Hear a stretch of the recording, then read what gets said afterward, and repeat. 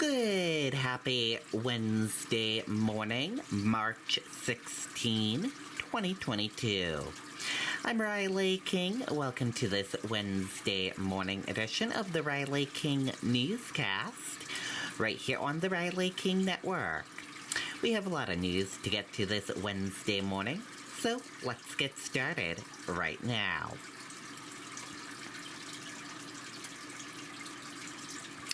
First up, little library created in Nashua. Let's take a listen to that video from WMUR News 9.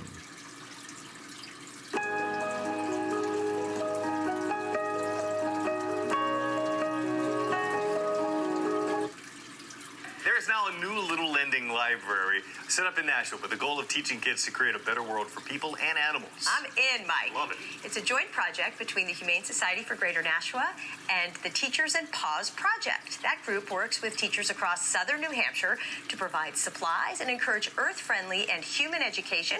The library is set up right in front of the Humane Society. Perfect. Local artist Abby Elliott also helped by painting animals on the little library. That's how they know they're welcome. Okay, and there you go on that video and that report. Very cool indeed. State representatives approve mask mandate ban for New Hampshire school districts. Let's take a listen to that video from WMUR News 9. A bill banning mask mandates in schools is now heading to the state Senate after the House approved it on a mostly party line vote.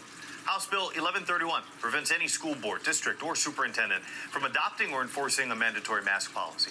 Supporters say masking should be a parental choice. Opponents say it robs communities of local control and a potentially useful public health tool. Okay, and there you go on that video and that report.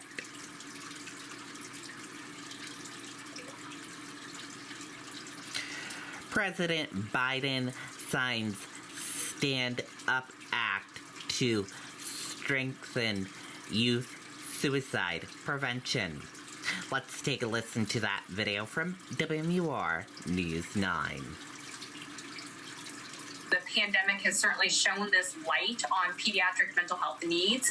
We know that unfortunately the pandemic has really, created more acute situations for young people. The toll of the pandemic on Granite State children is still being felt. Teachers and instructors and school administrators are reporting they're seeing those mental health and emotional health needs walking through their school doors every day. Senator Maggie Hassan co-sponsored the Stand Up Act. It provides grants to school districts for training and programs to help students experiencing social and emotional upheaval. The schools who will get priority for those grants are schools that are adapting best practices and really using evidence-based tools to really help students navigate this very difficult time. The senator praises Granite Staters for taking the mental health issue on themselves, not waiting for the federal government.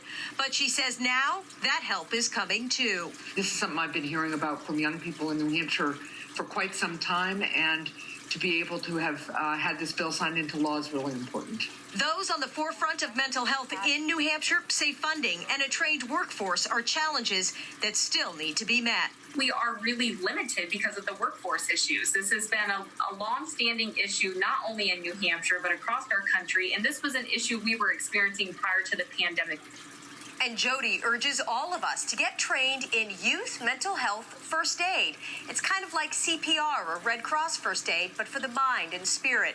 And classes are available here in New Hampshire. To find out more, head over to smhc-nh.org.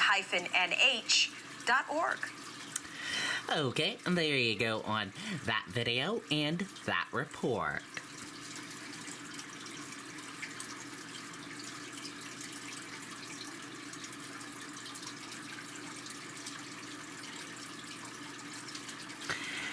CDC warns cases of Omicron subvariant are rising. Let's take a listen to that video from ABC News. At Glendalough, we've been looking for the world's most flavourful oak. And I think In the meantime, we do move on to the other major news this Tuesday night, that late-breaking headline on the pandemic. Pfizer, just before we came on the air here, now requesting emergency authorization for a second booster now. So we asked Dr. Jha tonight about the idea of another booster, what they're seeing in Israeli data on this already. Also, what's being seen in wastewater here in the U.S. and what this could mean. Here's ABC's Stephanie Ramos. Tonight, Pfizer formally asking the FDA for emergency authorization for a fourth vaccine shot for people 65 and older, pointing to Israeli data where 4 shots are authorized. We asked Dr. Ashish Jha, do we know enough yet on a second booster? So the preliminary Israeli data does suggest some benefit for high-risk individuals, but again, it's preliminary, and I think all of us want to see a lot more of the detailed data. We want to see the experience of other places as well. And ultimately be guided by that. We also asked about the news on wastewater and the new CDC numbers on the Omicron subvariant. CDC data shows that Omicron subvariant BA2, which could be 30% more transmissible, is now nearly doubling every week and now makes up an estimated 23% of new infections. And wastewater testing and early warning system shows 30% of sites across the U.S. reported COVID-positive samples increased at least 1,000% in recent weeks. What we know is that wastewater data tends to precede infection case identification that we tend to see when people go get tested. And we are seeing an increase in wastewater data. By the way, we're also seeing increases in infection in Europe, obviously in other countries. And just a reminder, this pandemic is not over. I don't expect a major surge or a major spike out of this.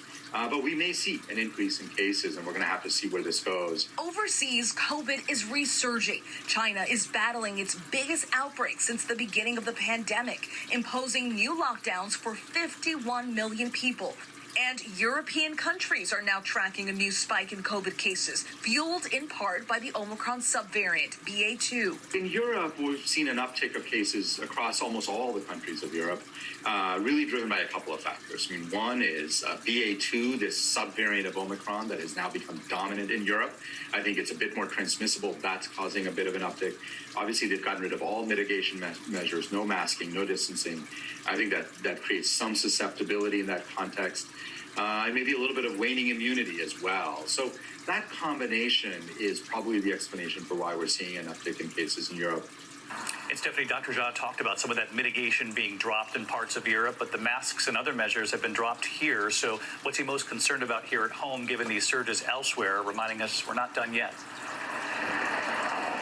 David, Dr. Jha says what worries him the most is that so many Americans are still vulnerable. He says many more people need to get vaccinated or boosted. And he also says that even though we wish this pandemic were over, it is not. But we now have the tools to manage it in a much more effective way. David. All right, Stephanie, thank you. Hi, everyone. George. Okay, there you go on that video and that report. And that does it for this morning edition of the Riley King Newscast, right here on the Riley King Network. Thank you for tuning in and watching. Have a great day, everyone, and goodbye.